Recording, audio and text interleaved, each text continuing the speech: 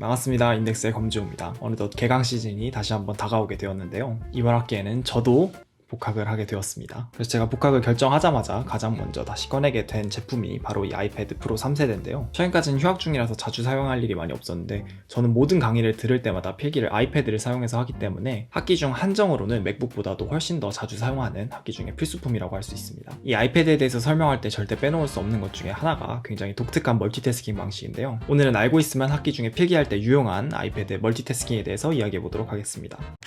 아이패드 멀티태스킹을 사용하려면 가장 먼저 아이패드의 독 시스템에 대해서 이해를 할 필요가 있습니다. 아이패드의 독에는 맥북과 같이 사용자가 자주 사용하기 위해 즐겨찾기에 추가한 앱, 최근에 사용한 앱, 그리고 애플워치와 같이 다른 애플 기기에서 사용 중인 앱이 독에 표시됩니다. 일단 가장 먼저 멀티태스킹에 사용하고 싶은 첫 번째 앱을 그냥 평소처럼 열어줍니다.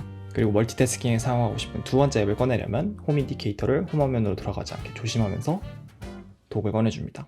그런 다음에 원하는 앱을 골라서 현재 사용하고 있는 앱의 화면에 오른쪽 혹은 왼쪽에 끌어서 놓아주시면 멀티태스킹이 시작됩니다. 이렇게 화면을 분할해서 사용하면 한쪽 화면에서는 텍스트북을 읽고 반대쪽 화면에서는 필기를 하는 방식으로 활용할 수 있겠죠. 그런데 가끔 멀티태스킹에 사용하고 싶은 앱이 자주 사용하는 앱이 아니어서 독을 확인해봐도 그 앱을 찾을 수가 없는 경우가 가끔 있거든요. 이런 경우에는 해당하는 앱을 꼭 먼저 열어주는 게 중요하겠죠. 이렇게 화면을 분할해서 사용할 때 가운데 있는 분리선을 잡고 좌우로 움직여서 화면 분할의 비율을 조절할 수도 있습니다. 하지만 엄청나게 세밀하게 조절할 수 있는 것은 아니고 3분의 1, 절반, 그리고 3분의 2 지점으로만 조절할 수 있습니다. 그리고 만약 분할된 두 화면의 위치를 바꿔주고 싶다면 여기 분할된 화면 위쪽에 보이는 손잡이 같이 생긴 버튼을 잡고 위치를 옮겨주시면 됩니다. 그리고 한 화면을 다른 앱으로 바꾸고 싶다면 마찬가지로 독을 끌어서 원하는 앱을 끌어서 원하는 화면에 놓아주시면 됩니다. 하지만 이 화면에서 세 번째 앱을 화면 분할의 좌우가 아닌 가운데에 놓아주시면 세 번째 멀티태스킹 스크린으로 활용할 수가 있습니다. 이 세 번째 화면의 정식 명칭은 슬라이드 오버입니다. 슬라이드 오버는 독특하게 앱을 스마트폰과 같이 세로 비율로 표시합니다. 비율만 세로로 긴 게 아니라 실제 스마트폰처럼 여러 가지 앱을 추가할 수가 있어서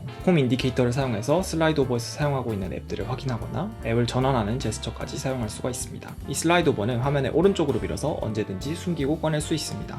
하지만 이렇게 숨기고 꺼내는 것이 싫고 위치를 고정해주고 싶다면 위에 있는 손잡이를 잡고 화면을 왼쪽으로 끌어주시면 슬라이드 오버를 화면 밖으로 밀어도 숨겨지지가 않습니다. 만약 넷플릭스나 유튜브처럼 픽처인 픽처 모드를 지원하는 앱을 사용할 때 화면 분할과 슬라이드 오버까지 활용한다면 한 화면에 자그마치 4개 앱을 동시에 사용할 수 있습니다. 이걸 모두 활용하면 정말 무궁무진한 멀티태스킹 조합이 있겠지만 하지만 저는 개인적으로는 학기 중에는 영상 강의와 노트 앱을 화면 분할해서 사용하면서 필기를 하고 슬라이드 오버에 사전이나 번역 같은 앱을 두고 가끔씩 꺼내서 쓰는 방식으로 가장 많이 활용을 했던 것 같습니다. 만약 이제 멀티태스킹이 끝나고 화면 분할을 종료하고 싶다면 가운데 있는 분할선을 화면 끝까지 밀어주시는 방법도 있고 또는 아까 말씀드렸던 이 손잡이를 아래로 살짝 내려서 바로 슬라이드 오버로 전환해주는 방법도 있습니다. 그리고 만약 슬라이드 오버에서 사용하고 있는 앱을 전체 화면으로 바꿔주고 싶다면 손잡이를 잡고 화면의 가운데 위로 끌어주시면 되겠습니다. 그리고 진짜 마지막으로 지금까지 말씀드린 모든 기능들은 비율이 조금 이상하긴 하지만 아이패드가 세로로 돌아가 있을 때도 똑같이 작동합니다.